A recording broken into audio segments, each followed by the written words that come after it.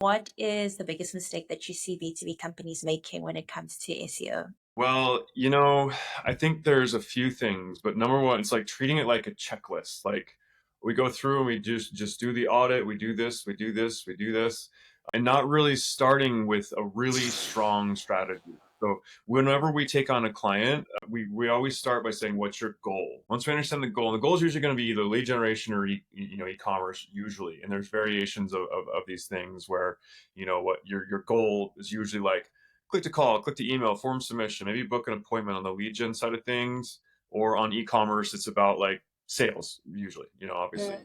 And then once we understand the goal, then we identify the audience. And the audience can have multiple segments within it, different personas, if you will. So you're going to be speaking to different people who are interested in your product or service for various reasons. And then once we understand the audience, then it's about keywords. And the keywords, we can get into that whole thing about why that's so important.